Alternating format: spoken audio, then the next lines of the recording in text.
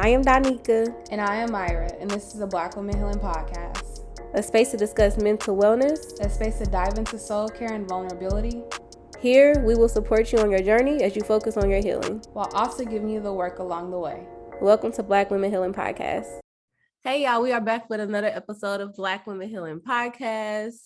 And this month, the month of May, we're actually doing what's called a Motherhood May series. We probably gonna give it another name, but welcome to an episode where we're for sure gonna focus on motherhood in this month of May.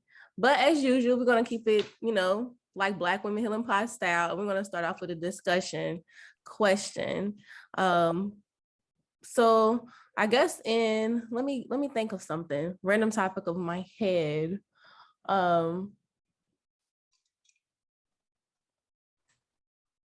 Okay, so when we think about libraries, right? When we think about libraries, why do you think that right now it seems like people never talk about libraries? Very random discussion. But I'm asking this because I like libraries. Myra, what do you think? Oh my gosh, it's so funny that you asked that because I was on TikTok last night and I failed on Black Library TikTok. And oh my gosh, it's all these Black librarians talking about how they work in libraries, but nobody knows if they exist. And I don't know how I fell down this hole, but that's TikTok for you. But why people don't talk about libraries? Because Instagram is our virtual library. I always fall down that hole too, of people who have all these books that they're always talking about. I think Jamare even has one where you talk about like the books that you're currently reading. So I feel like that's the move. But I feel like people do still go to the library, though. It's just not really talked about because we have these virtual libraries now. Definitely. And I love libraries. I love the thought of I love the smell. Well, it's really old books, but I love that smell. I love that it's quiet. And I can't remember the last time I've been in the library, which is, I'm going to make a point to go to the library because you're right. But you're right, Myra. The information is online and it's easily accessible. So yeah, there's actually been the opening of a few new libraries. I don't know if y'all are familiar with No Name. She's more so popular from J. Cole, but she opened up a library in LA. It's called like the Radical Hood Library. And then Solange is doing a virtual library where she was offering all these like Black literature pieces, but you have to hurry up and reserve them, like how a library works, but it was all virtual, which was really cool. I was sad I missed it though, but I missed it too. I don't know if you sent me that or someone sent me that. It was probably you, but someone sent me that and I missed it. I was sad too. Yeah, I missed it too. I was so sad. But what do you mean you had to reserve it? So you know how when you go to a regular library, you reserve a book? Yeah. So hers was the same thing, but it was all these pieces of like old Black work that people haven't had access to for like a really long amount of time. And she was able to get access to it, and she started her own like virtual library, but you had to reserve it like how you do a physical library. But people were on it. Like I was 5 minutes late and I missed everything. Everything. It was all gone. But it was all online, right? All online. Oh, okay. I'm interested in No Name's library. That's the name of one of my plants, actually. I named them after her. But I'm interested in her book, and I will go. I mean, I'm still a bookstore person. Like I'll still go to a bookstore. Yes. I've tried to find all the Black bookstores in LA. There's not many, but I think I've been to all 5 of them. But yeah, I gotta make a point to head to the library. It's making me think about how because I'm more of a tangible book person, like the whole virtual books and stuff. I can't get into it.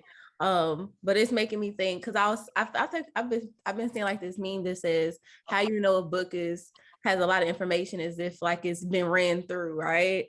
And how we no longer are getting that access to, even if a book hasn't been ran through, it's just something. And obviously COVID and stuff, but it's something about touching a book that who knows has touched the book, right? Like our ancestors and stuff like it, thinking about like older books and stuff of just like the power of just like that. The notes and stuff that be in books, like tangible books. It's like, I feel like we're missing that. Like now we can get these online virtual books, or everything is new, can be copied so many different times. And And me too. I haven't been to the library probably since the pandemic, maybe since I moved to Inglewood. I've been here for 3 years. The first thing when I came here was I went to the library, but I ain't go back. When did you go? Because now the library, they took all the books out. This was before the pandemic. When I moved, it was a year before the pandemic. So it was just it was a regular library. And I mean, it's still, you could just tell, the diminishing of libraries, and it wasn't crowded or anything. But I'm also a person who just likes the smell and the interaction of even just getting a library card. I don't know, it's nostalgic. I remember getting my first library card. It is. Before the pandemic, I took my daughter to our local library, but I grew up in downtown Long Beach. And if anyone knows, downtown Long Beach had a huge library, and I lived in there in the summers also because it was air conditioned. But I just lived in there. I would walk there and just be in the library all day. But they recently redid it, and I haven't made it down there to go see, but I want to take my daughter because I think it's just important. Like you said, it's nostalgic, but it's just important to know, here's another resource to find information, that, some of these books, they aren't reprinting, or they don't sell, or they're really expensive, and here you can go and get, find different things that you normally wouldn't find in bookstores and things like that. So that was a good question. Community. I feel like we don't talk about that enough, building community at the library. I've been pushing clients to do that because my Femme Scholar girls, we used to go to the library, and I'll never forget, one day we were there, and Tia Mari was coming to read a book. And so it brought out a big gathering of the community. And I was like, is this something that happens all the time? And they were like, well, yes, but no, we have a bunch of community gatherings. And I was looking at the calendar, they had so many different things that they were doing. They're like, yeah, people come out to all these different events. And so out here in San Diego, I've been pushing clients to find out what's going on at their local library, because people actually make friends doing that. It's a whole little community. And they're typically free. Yeah. And and they're geared toward children and families. You're absolutely right. Yeah. Totally. Yes. This was a good discussion. That was a great question. I'm going to the library this week. Okay. So, this guest, you all, she's a very special guest. We've had her before, but I want to introduce her again for those who may have not heard. So today we have Jamare Harris. She is a mother by day and a Black author, plant mom, and book collector by night. She is an early childhood educator by trade and has lived and breathed young children for the majority of her adult life, 12 and a half years to be exact. Her passion for young children led to her passion for families as a whole. Being an educator allowed her to have a small peek into the lives of families and created the desire to help them with their everyday struggles of parenting. Her hope is that through positive discipline, she can create a space for parents to gain knowledge, tools, and a different perspective when it comes to raising their children. So welcome back, Jamare. Thank you. Thank you for having me. I'm so excited to be back. A lot of my friends listen, surprisingly. I love y'all. But you do something and your friends sometimes don't show up for it. But when I tell you they showed up and they were calling me and, saying, regurgitating things that they heard, it was great. So I'm so happy to be back. Thank you. Absolutely. Yes, that was for sure one of my favorite episodes. It was just it was new. And I also think that the way you explained everything was very relatable. That was my favorite part. But so, like I said, May series, Motherhood, we really want to highlight different topics and just explore motherhood for folks. So can you share a little with us about your mothering story? Your relationship with your mom, your relationship with your daughter. Yeah, totally. So I have I will say, unique experience because I was raised by my father, and my mother and I, for a long time, we're disconnected or just in and out, that kind of thing. And it was abnormal, I think, in society, especially for Black people. We are used to fathers not being around and not necessarily mothers. So that was, I'm working I'm healing and working through so much of it now, so much of it that I kind of just suppressed, thinking like, oh, that's fine. I didn't need that, or that was my path. And like, trying to excuse my way out of the fact that I wanted my mother, I needed my mother, and what I can do to start to heal that relationship, right? So I grew up with my father. My mother was kind of in and out, just not around. And in turn, it kind of, I think deterred me from wanting to be a mother. I was like, at first I was like, well, I don't want to be a mom. And, my mom left and she wasn't around. So what does that mean for me as a woman? What does that mean for me as a mother? I don't want kids. And, however, I have a kid, end up, having a child, a beautiful daughter. But I was dead set on making sure that I was going to be there for her, that I was going to be the best mother that I could be. When you go in and you're trying to undo all the things that were done to you, you're like, I'm not doing this and I'm not doing that, and I'm going to do this and I'm going to do that. And that's great. And that sounds great. But I think that where wisdom comes in is taking the good from it, taking the things that are good. It wasn't all bad.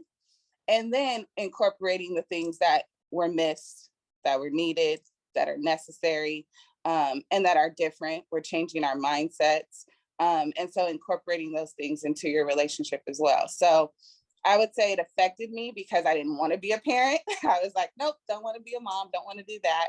But I think it was part of me thinking that I wasn't capable, right? Like, I didn't have my mom around, so how am I supposed to know how to be a mom?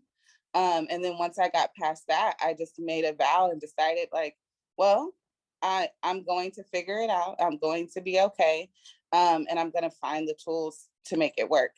And I think that's how I ended up on this journey of motherhood and trying to, be the best mother that I can be, and trying to make sure that, I think my focus too is making sure that she's the best human that she can be. Like, I recognize that all on her own, Soraya is her own person. I think parents, we want to think they're an extension of us, and not that they're not.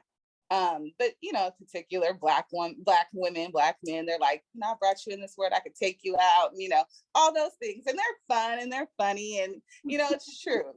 We're thankful for the vessels that our parents are, that we are. But your child is their own person, like all on their own. They come with their own things. They need their own stuff. And I think me realizing that has helped shape the journey that I'm on with my daughter thus far. Wow, that's beautiful. So I'm thinking about it. How has your work as a positive discipline educator shown up in these relationships, or this relationship with your daughter? Girl, it has checked me in so many ways. When you think you're doing a good job, you're like, I got this. And then you get some new information, you're like, oh, I don't have this. It's checked me. I think that if you're aware, when things come across that you're not maybe doing your best at, if you are open and aware to criticism and correction and growing and growth and evolution, then a lot of things can check you. So girl, it's checked me. Like, you should probably work on that. That's probably something you need to work on, and you can do that a little bit better. And I'm also at the same time really gentle with myself. Like, I don't beat myself up. I try not to beat myself up about being a parent. Positive discipline has helped me with that. I think at first, when she was younger, I allowed a lot of my abandonment issues to pour into, like, to spill over into my parenting. So I was like, she can't go over this person's house. No, if I leave her for too long, that means I'm a bad parent. She's too young. I can't leave her with anyone. And really, it hurt me as a woman and a mother, like, me not allowing people to help me, that hurts you. And I think that we have that really bad. We carry the world on our shoulders. And it was like, who asked you to do that? Who asked you to do that? you know, and you can say no.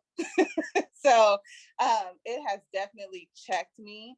It has checked me in this like superwoman complex that I think I wore so proudly. Like, I can do it all and I got it all. And no, you don't. And no, you don't have to, you know? So it definitely gave me a lot more insight into dropping that narrative, you know, that I have to do it all and I have to be all for everyone and carry it all. No, you don't. So that goes into our next question perfectly. It's a two-part question of what advice do you have for new moms, and also what advice do you have for those with difficult mother-daughter relationships? For new moms, I will say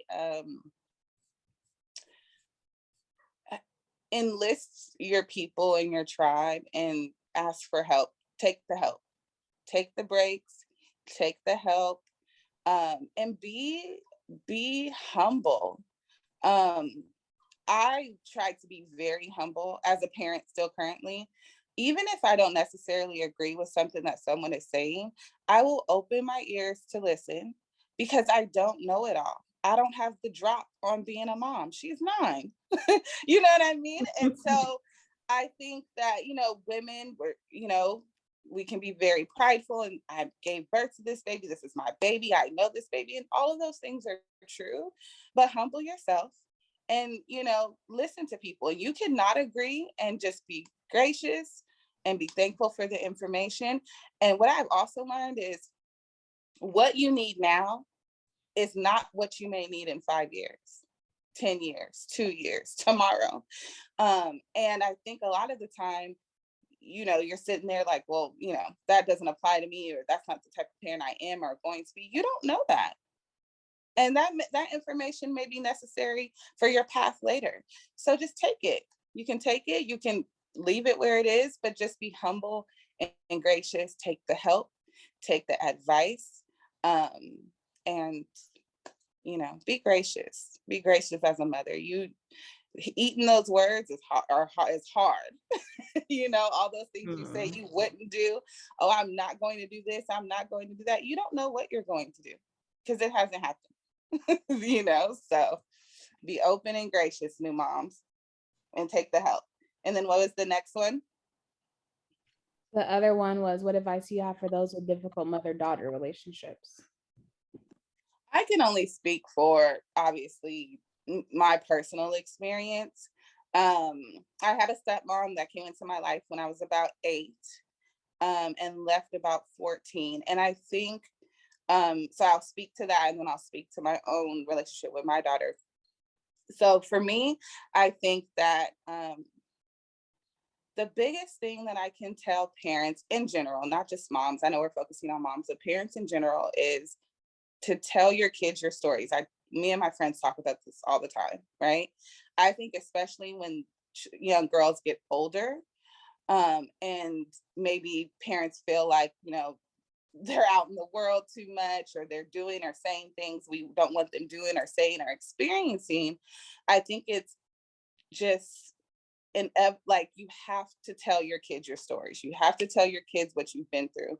You have to tell your kids your experience, obviously to the level of their understanding, but you don't want them feeling like what they're feeling and what they're going through is abnormal or things that you haven't gone through yourself. Just because you're an adult now and you've worked through those things and you're not that kid anymore and you're not that person anymore, tell them the things that you faced and went through so that they can feel like they're not alone, and maybe they'll come to you more. Maybe they'll, you know, that'll build more of a bond with you all and they'll trust you more and that relationship can grow. Just to be just like completely honest, like I said, to the level of their understanding with your children. I think that is the what I can grasp from it. That's what I needed when I was younger, and I find that that's what my daughter needs. You know, I try to be as honest with her as I can be about the things that pertain to her and that she can handle, and just be open and be an example. I think a lot of the time parents are like, do as I say, not as I do. And I just wrote, I think my last month's newsletter was on this. And that narrative is dead. Like, you have to be an example for your child. You know, you have to show them however you expect them to be, you have to show up as that. You know, you are not exempt from the rule. And I think we as parents and we as mothers are like, I'm the mother, I'm in charge, you know, I'm telling you what to do. And I think that we have to change how we go about that. Your children are your partners in this journey. There's a lot to learn from them.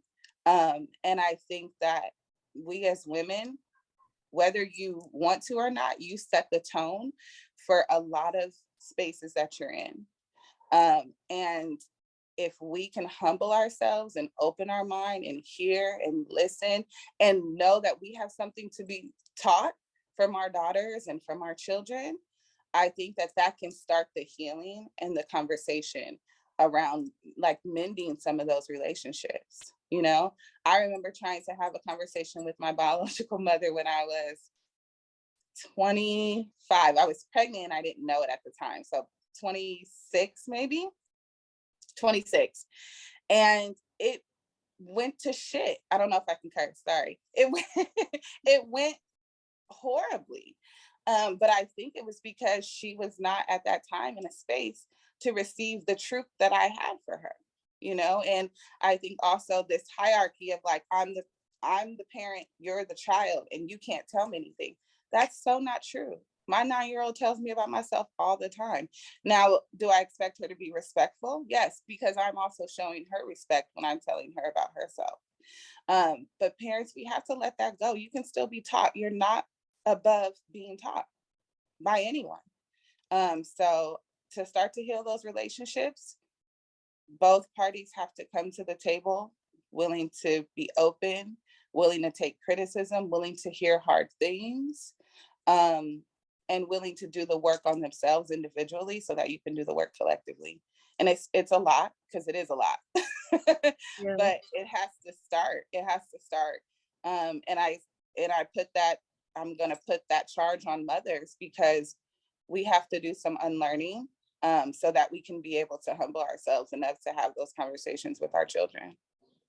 It has to. Our adult children, our not adult children, it has to start with us. We move everything else. We pride ourselves in things don't move without women. Exactly. And healing doesn't either. So we gotta work on that. Thank you for all that wonderful information, and also for, you know, giving us insight on your personal experience. I am wondering about like, because so you had your biological mom and you had this stepmom. And so when I hear with your biological mom, it was there was some struggles there. With your stepmom, was it different?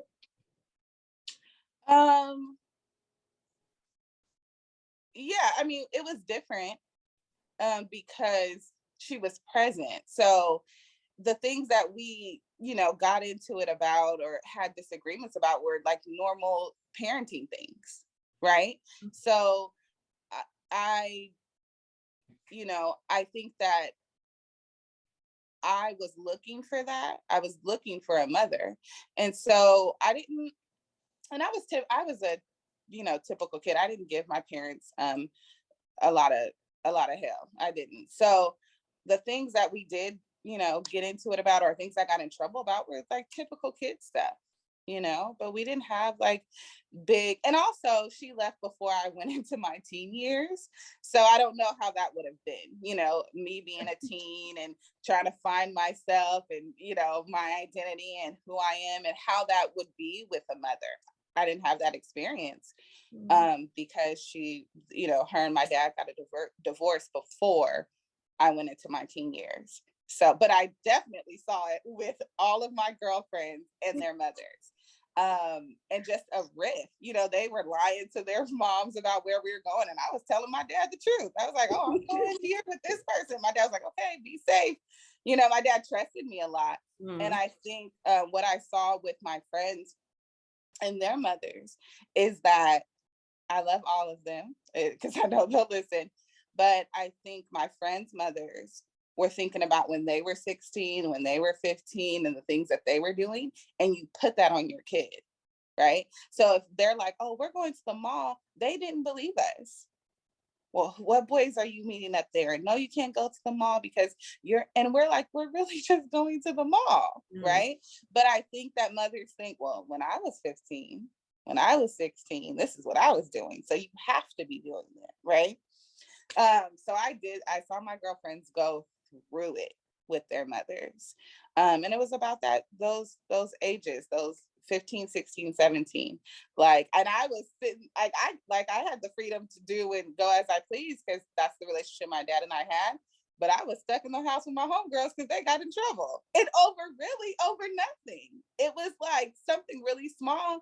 And that energy between women and us not knowing how to communicate effectively. I think, us trying to assert our independence and our womanhood, and then not given the space to do that too.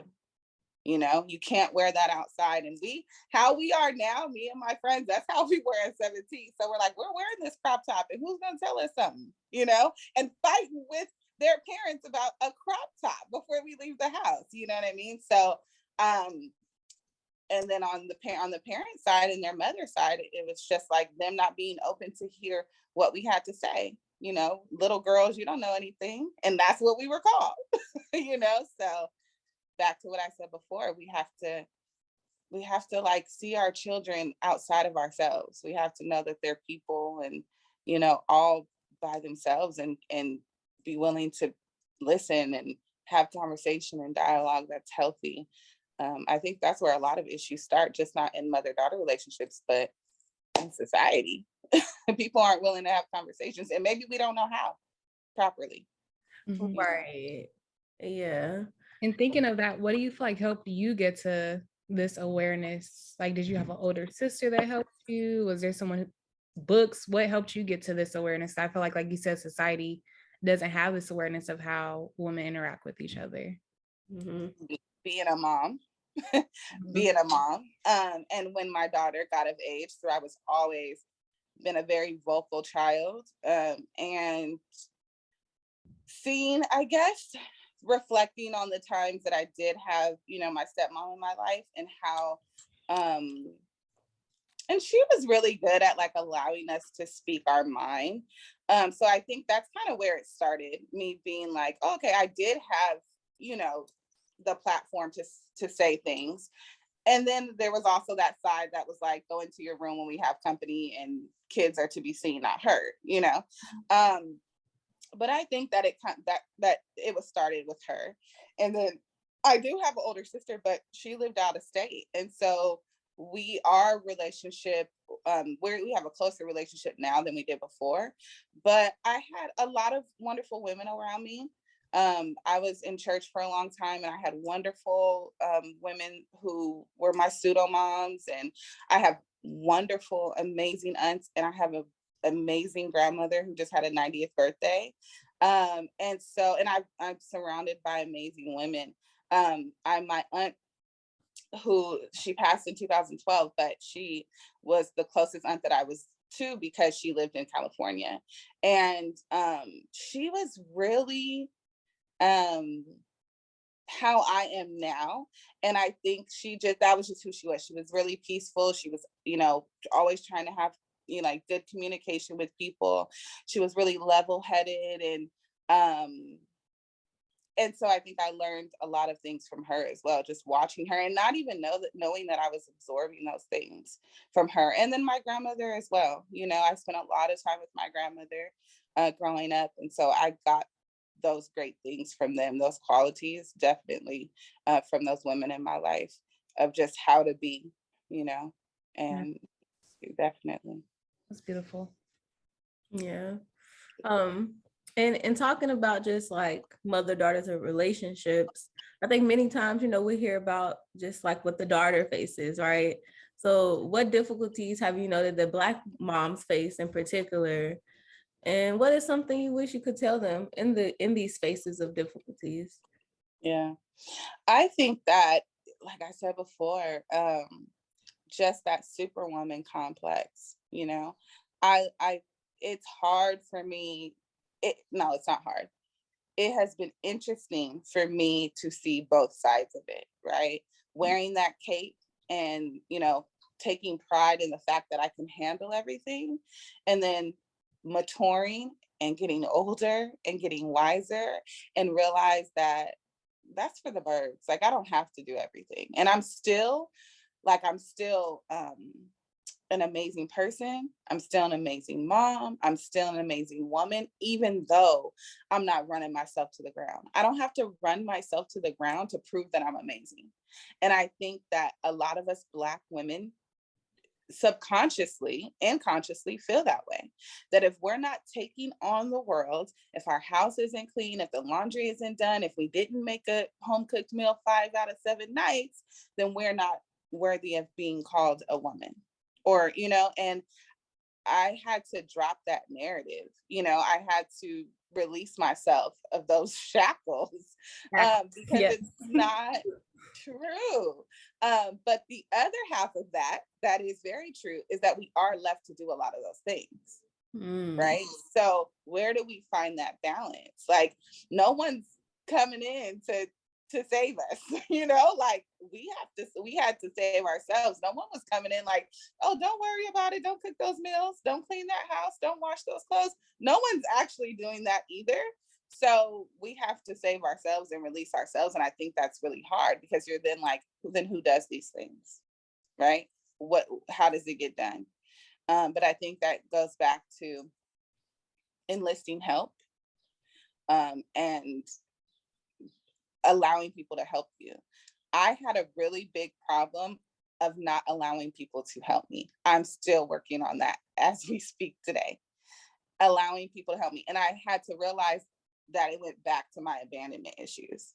Like, if my mother didn't want to be around and stay and love us and care for us, and I couldn't depend on her, then what makes you think I can depend on you?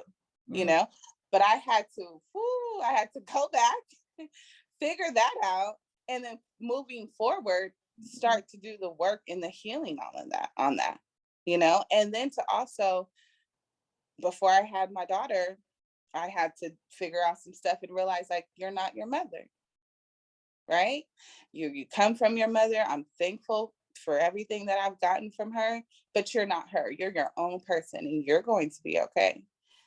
So I think it's, taking a step back and being like, oh, where do I get these things from? Why do I feel like I have to do it all? Why am I not accepting the help when it's been given? Why am I not asking for help? Why am I not going out and getting my nails done, getting my feet done, taking care of myself like I really want to? Who's stopping me? And typically you're only stopping yourself. People make time for the things they want to make time for. You're going to have to figure that out. And it's not going to be easy. It's not, but you got to figure it out, because if you can't pour from an empty cup. If you don't have anything to give, if you didn't give yourself anything, I don't have anything to give anyone else. So I think that part of it is just, we have to be able to and willing to get help, receive help, and be okay, and know that you're still a wonderful woman and wonderful mother, even though you're getting help. I don't know where we got that from, but we got to change that. We have to change that. It's so detrimental to, like, our growth and our healing, that we think we have to take on everything, So I was going to ask Myra how it's been with you and handling that and balancing that. Yeah, I think that for me, it's been, pushing myself to receive help and to ask for help, which I told myself that once I got pregnant, I was like, you got to let that go of not receiving help. And so now I ask you for help all the time. I already asked Donika, I was like, for the month of May, these are the dates I need help. And then I asked my other friends, like, what's your work schedule? Because I'm going to need help on X, Y, and Z days. Yeah. And it was really cool because my partner was out of town for like 5 days, and my friends were coming in, switching like shifts. It was so cool to like see that. And I was just laying on the couch, and they're just doing whatever needs to be done. They're like, whatever you need us to do, we're doing it. They were like, okay, you'll be here for 30 more minutes. Okay, I'm gonna eat my lunch. And then when I'm done eating my lunch, you can go. I was like, this is really happening. So I'm happy that that I have such a big like support and a tribe and people that are willing to even drive out from LA to be out here with me for a few days at a time. I greatly appreciate that. Yeah, good, and good for you. Good for you. Did you just, I mean, you just made up in your mind that like, I'm not doing this alone and I'm going to ask for some help? Well, so my friends kept saying, you know, you never ask for help, so be asking for help. And I was like, okay, remember that you said that. And so now I'm like, remember you said to ask for help? Now I don't even say that. I'm just like, so what's your schedule on these days? This is when I need you to come. I'm like, this is what I got to do. Can you help me out? And they've been like, okay, like we're there. So, oh, that's beautiful. I love that. And that's the thing too. Is like with most moms, I'm gonna say all moms, y'all can do it. It's not the fact that y'all can't. Of course y'all can, but it's like, do you have to and want to do everything yourself? Like, you know, that's always like my thing. Like, yeah, you can do it. Myra, Jamare, I'm pretty sure y'all could do it all. But like, why? Like you said, like, well, who told you that you had to do everything? And why do you want to do that? Like, what happens to you after you do everything and have to take care of everything? That's what's concerning. So like, when I hear this too, it warms my heart to hear like how both of you are taking care of yourself and actually allowing and asking people to help too, because a lot of times the support, we don't know what to do. So it is kind of like we're waiting to figure out what can we do. So it's actually nice and refreshing. Like, it's been dope to hear Myra be like, hey, this is what I'm needing. I'm like, yes, okay. Yes, Black woman, get that help, girl. Yeah. No, seriously. And you know what I also find, and to my Black women, and I just want y'all to open y'all ears. We have been so conditioned to take it all on that even when the help is presented, we deny it. And then we complain that no one's helping us. And it's like, oh, we have to be free of those shackles. You're complaining that there's no help. Someone offers you help and then you don't take the help. We have to stop that too. Allow yourself to be helped. And I'm speaking to myself at this very moment, you know. Allow yourself to be helped. Allow people to help you. Allow people to pour into you. It's okay to take time for yourself. It's necessary. Love on yourself and rest. I love that, like on social media, I'm seeing so many memes and pages dedicated to Black women's rest. It's so beautiful. I'm like, yes, Black woman, romanticize your life and rest, girl. You know. So I've been learning too, you know, when you're the friend that like brings everyone together, or just a friend that people, you're the go-to friend, and just also being like, okay, I don't have Soraya this weekend, I just want to sit in my house, you know. And I love my friends, and it's always great energy, it's always a good time, but sometimes you just want to be alone too, and just not do anything and not be anything and not cook anything and just be by yourself. If you don't do that, Black women, do it. Spend a day by yourself. It is it's underrated. I even spent some time trying out a new hobby. Like, it's so random, but now I do pottery, which is like, I'm not into arts and crafts, but my partner was like, you still have to live your life and have time away from me and the baby. So find something you enjoy. So I've been switching between pottery and hot yoga. Those have been like my new things. I'm not good at pottery. My teacher makes fun of me, but it's cool. I like it. So I love that. Joy that you don't even have to be good at it. Like, I'm not trying to make money off of this. It's just something I'll be doing in the class. Like I said, the guy makes fun of me. I be just, showing up, just doing stuff. So also just find things to just do by yourself that you enjoy, that feel good. Yep. I agree. I totally agree. Do things that make you feel good. And like, that's amazing, Myra.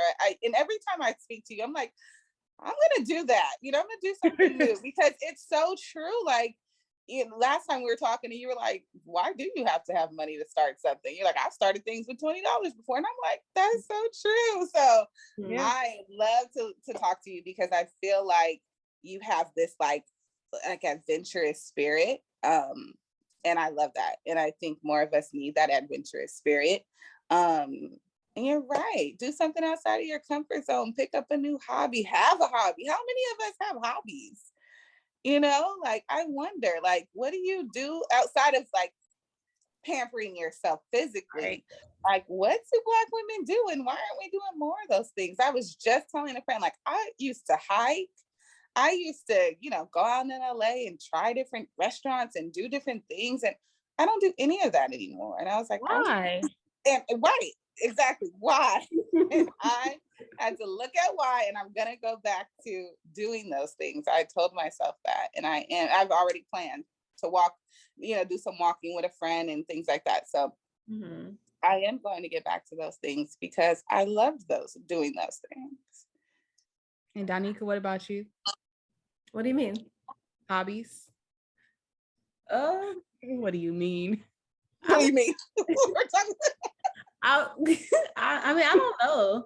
I mean, I feel like I'm always doing something different. If it's usually it involves some type of like movement or something. I've done like boxing, I'll go to a dance class. I've done pottery, but not as like a consistent thing, I just be trying out all types of stuff, museums, and especially now the stuff is starting to open up. I wouldn't say I don't have like a consistent hobby right now. It's just like, oh, I want to try this thing out. I'm gonna do it. Like one of those. Yeah.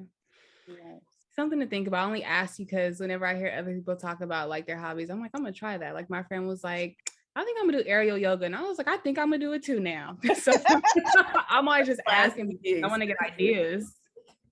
I know you said pottery. I love pottery. I love working. It's so hard.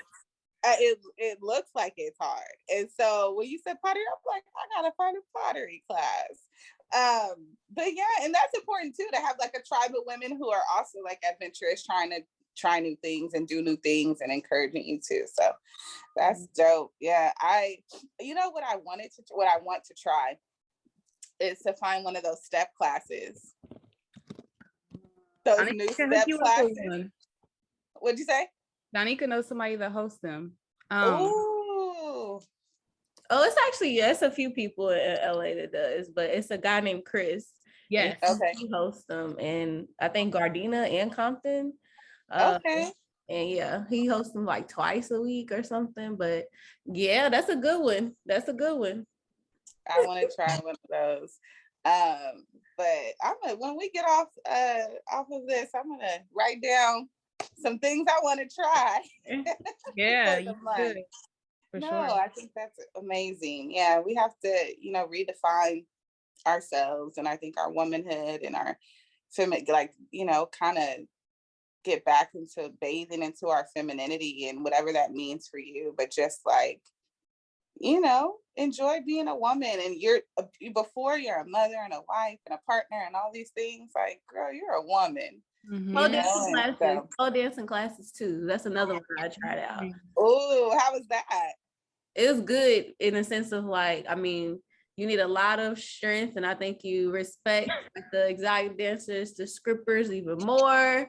Right. I respect the craft. Okay. I'm always like, wow, that's amazing that you can do that.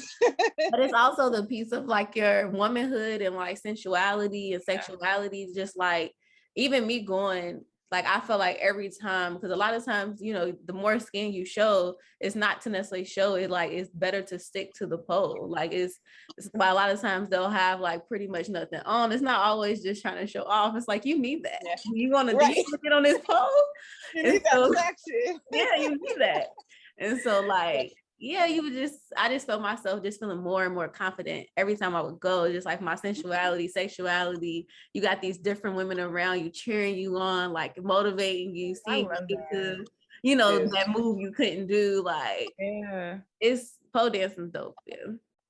I love that. I guess that's something, we can encourage all of these women listening to do. It's like, let go of those ideas that you have about whatever society says about movement and dancing. And it's so funny because Sarai hates when I'm in here twerking. Like, we'll have music on and she'll be like, Mommy, I'm like, girl, movement is your birthright. You know, you are a woman. You better move your hip. It's okay. You know, and I was telling her, I put on Back That Thing Up, and I was telling her, like, girls, like, this was the song back in the day. Like, I was 15 and me and your aunties, we were dancing when this song would come on and this part, and girl, she was like, wait, you were how old? I was like 15. She was like, and you were twerking? I'm like, yeah, girl, yes, I was. Yes, we were. Yes, with boys. That's in fact, with boys. with boys. Like, girl, you know, but just letting go of, and that's just, and she's 9 and like whatever, but letting go of like that shame that's attached to us being sensual. You know, that I think that's important too, to be like, you're a sensual, sexual being, you know, so remembering those things and getting back to those things are also important and necessary, and loving, you know, toward yourself. And you got to love on yourself. That's one of my goals for this year, is just loving on me, you know, and doing things that make me happy. I don't care what it is, you know, so. Yeah. So thinking of this conversation, I love the way it flowed. What are some takeaways you have for our listeners? Okay, I wrote them down, and I have, you know, I got some book recommendations, or I have a book recommendation. So like finding out, I find joy and like peace, and I can't think of the other word I want to use, but I find so much, I guess, peace and grounding in my morning routines. So I would encourage every woman to find a morning routine. It sets the tone for my day. I find that I'm more like centered, and I'm more living inside of my body and not outside of my body. And what I mean is, like, I'm just more aware of myself for the day when I've taken that time. Like, I know my day's gonna be crazy. My Fridays are crazy right now. Okay, I know that. I wake up early before my daughter. I do all the things that I love. I do whatever it is, and I have a whole routine of what I do every morning. But it helps me give to myself so that I can have the energy to give to the rest of the world, because that is part of like my gift and my talents and what I'm here to do is to give. So I started, maybe I think during the pandemic, a little bit after the pandemic, maybe like 8 months in, is when I kind of started this routine. I always woke up and did certain things, but I wasn't intentional. Now I'm very intentional. Like, these are the things I do every morning.